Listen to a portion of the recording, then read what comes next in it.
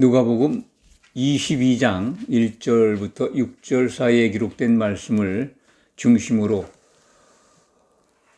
하나님께서 우리에게 주신 귀중한 진리의 말씀을 증거하겠습니다. 6월절 곧 무교절이 다가올 때 예수님 공생의 기간 중엔 마지막 6월절이죠. 십자가를 앞둔 시점입니다. 대제사장들이 예수님을 죽이려고 궁리를 할 때 가룟 유다가 그들에게 갑니다. 가서 거래를 하죠. 예수님을 넘겨줄 때 얼마를 주겠느냐. 그 본문 말씀 2절, 3절, 4절, 5절, 2절부터 5절까지 사이에 기록되어 있습니다. 거래 내용이. 그리고 이제 6절은 가룟 유다가 넘겨줄 기회를 찾는 거죠. 이미 가룟 유다에게 사탄, 곧 마귀가 들어가 있는 것을 오늘 본문은 우리에게 가르쳐주고 있습니다. 3절 말씀이죠. 12 중에 하나인 가롯인이라고 부르는 유다에게 사탄이 들어가니, 이 유다에게 사탄이 들어갔다라고 하는 말씀은 요한복음 13장에도 기록되어 있습니다. 사탄은 이렇게 사람들 속에 아주 가만히 들어가서 은밀하게 들어가서 일을 합니다. 하나님의 계명을 범한 최초의 사건은 에덴에서 일어났죠. 여자 아담의 아내를 꼬투리입니다. 그때 여자에게 탐심을 넣어주죠. 탐심을 넣으니까 동산 중앙에 있는 나무의 열매가 탐스럽고 참 보암직하고 먹음직스럽고 그런 탐심을 갖게 합니다. 인간에게 들어온 이 탐심 참 제어하기가 어렵죠. 신약 성경은 그래서 끊임없이 탐심을 물리치라고 우리에게 명령하고 있습니다. 예수님도 누가복음 12장 15절에서 그 말씀을 하셨죠. 삼가 모든 탐심을 물리치라. 사람의 생명이 그 소유에 넉넉한 데 있지 아니하리라. 그렇습니다. 우리의 생명, 혼이죠. 우리는 혼의 구원을 위해서 신앙생활을 하고 있습니다. 신약 성경은 혼의 구원을 온전한 구원이라고 일러줍니다. 혼의 구원을 받는 자들이 예수님의 혼인잔치에 들어가게 됩니다. 영의 구원과 구별되는데 성경엔 이렇게 영의 구원이다, 혼의 구원이다 이렇게 구별되어 있지는 않습니다. 요한계시록을 통해서 우리가 만나게 되는 구원의 완성을 보면 혼인잔치에 들어가야 예루살렘 도성에서 세세무궁 살 수 있게 됩니다.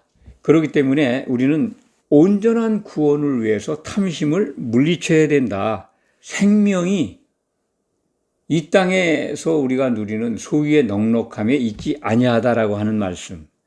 이뿐만 아니라 탐심은 우상숭배다라고 하는 말씀을 골로새서 3장 5절에 이 땅에 있는 지체를 죽이라. 음란과 부정과 사욕과 악한 정욕과 탐심이다.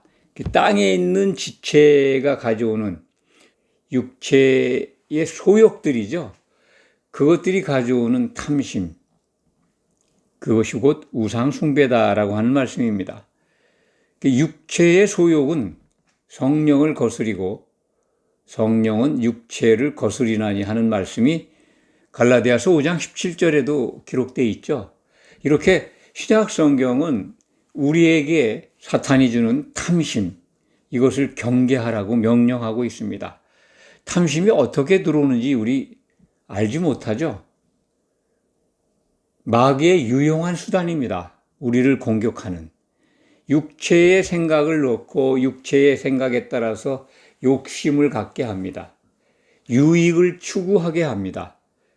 사람이 참 모든 부분에서 인센티브, 유익을 다 생각을 해요. 내가 이것을 하고 내가 이것을 행동하고 이것을 실천했을 때 어떤 유익이 오는가. 직장 생활이나 사회생활이나 가정생활 모두가 헌신적이지만은 않지 않습니까?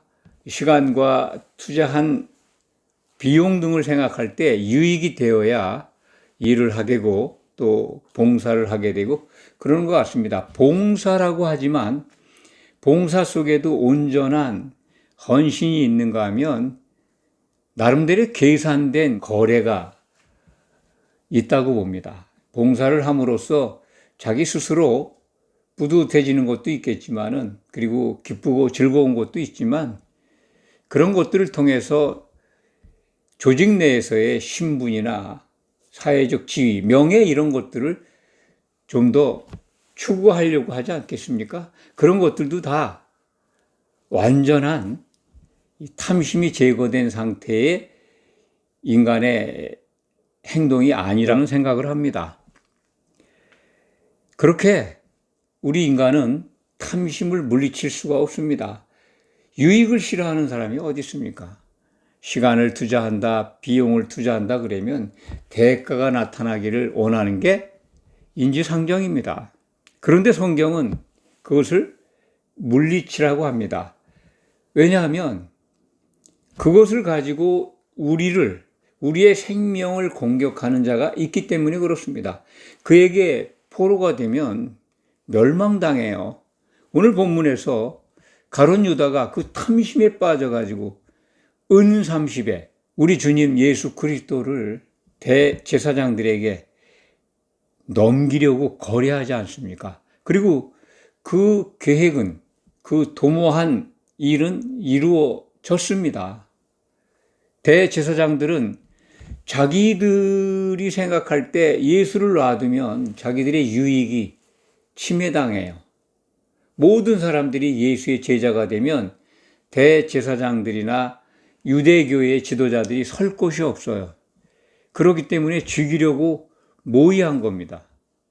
예수님의 그 증거하신 말씀들이 다 진리이기 때문에 반박할 일이 없었습니다. 그런데 책을 잡아서 죽이려고 궁리를 하고 있었고 그들은 백성들을 예수님이 진리를 선포하고 능력을 행사하시니까 어떻게 할 수가 없었는데 그래도 백성들을 두려워했는데 이제 예수를 잡아다 주면 죽일 수 있는 방법이 있지 않겠나 그런 생각을 갖게 됐던 거죠. 거기에 가롯인 유다가 찾아간 겁니다. 자원해서 간 거죠. 가롯 유다를 포섭했겠습니까? 성경은 그런 말씀이 없습니다. 사탄이 가롯 유다에게 들어가니까 가롯 유다의 마음속에 탐심이 일어나고 예수님을 넘겨주고 대가를 받으려고 하는 욕심이 세상적 욕망이 일어난 겁니다. 탐심의 포로가 된 거죠. 그러니까 대제사장들이 얼마나 반겼겠습니까? 은 30을 달아주었다라고 하는 것이 마태복음 26장에 기록되어 있습니다. 오늘 본문 말씀엔 이 언약을, 돈을 주기로 언약을 하는지라 이렇게 기록되어 있는데 마태복음 26장에는 가룟 유다에게 대제사장들이 은 30을 달아줍니다. 은 30 그러면 소 한 마리 값으로 통용되던 시절입니다. 구약 성경에는 남의 소를 죽이거나 도둑질하면 은 30으로 갚으라고 하는 율법의 규정이 있습니다. 소 한 마리 값이 은 30이다. 은 30은 당시 그 화폐로 120데나리온. 데나리온 아시죠? 일용 근로자의 그 하루 품값이라고. 그러면 어느 정도 계산이 나올 것 같습니다. 그 돈을 받고 이제 그 돈에 눈이 먼다 그럴까요? 탐심에 빠져서 예수님을 팔아 넘깁니다. 사탄이 지는 이 탐심은 참 교묘하죠. 그 부분에 대해서 좀 말씀을 드리겠습니다. 요즘 그 최신의 이 살상무기, 굉장히 폭발력이 강한 핵무기나 대형 미사일, 폭탄 이런 거 말고 참 작고 소리도 없이 날아다니는 드론 무기. 이것 때문에 이 강대국 러시아가 작은 나라 우크라이나에게 참 고전을 하는 것 같습니다. 또 뭐 이스라엘과 중동 분쟁에서도 이스라엘이 그 드론으로 효과를 보고 있는 것 같습니다. 그런 전쟁에서도 그런 사례가 있지 않습니까? 드론이 왜 강력하고 치명적인 상처를 줄까요? 그게 작고 보이지 않고 언제 어떻게 공격해 오는지 첨단 레이더도 그 드론을 잘 식별하지 못한다고 합니다. 새처럼 보일 수도 있는 거죠. 모든 새를 다 레이더가 잡아내지 못하는 것 같습니다. 그렇듯이 사탄이 인간을 공격하는 이 탐심이라고 하는 마음속에 집어넣어가지고 육신적 소욕에 이끌려가도록 그렇게 미혹하는 이 수단, 영적인 거기 때문에 영으로서 활동하는 사탄의 무기이기 때문에 눈에 보이지 않고 또 식별되지도 않고 듣지도 못하고 보지도 못하고 그런 겁니다. 그냥 감쪽같이 자기의 의지인 것처럼 작동을 하게 하죠. 그래서 이것이 자기가 갖고 있는 기준에 의해서 내가 은 30을 받고 내가 유익이 되면 되지, 그 뭐 예수 팔아서 넘기면 되지, 그게 무슨 큰 죄가 될 것인가 라고 하는 자기 합리화, 이런 거에 빠지게 되는 거죠. 죄에 무뎌지는 겁니다. 죄가 들어와서 탐심이 인간에게 들어온 거거든요. 죄를 물고 온 건 사탄 마귀입니다. 그가 우리 안에 사망 노릇을 해왔고 예수님이 오셔서 그 사망 권세를 깨트렸기 때문에 우리는 소망을 갖고 있는 겁니다. 그렇듯이 가룟 유다 탐심을 쫓아가는데 그 배후가 사탄인 것, 우리는 이제 성경을 통해서 알 수 있습니다. 인간은 누구나 이렇게 유익에, 탐심에, 인센티브에 노출되어 있고 약합니다. 그래서 성경은 그것을 물리치라고 한 겁니다. 12사도 중에 가룟 유다만 예수님을 배반하거나 부인하거나 그런 것 아닙니다. 신약 성경에 기록되어 있잖아요. 베드로 사도도 3번 부인합니다. 3번째는 맹세하고 저주하면서 부인하죠. 맹세하면서 저주하면서 예수를 모른다고 부인합니다.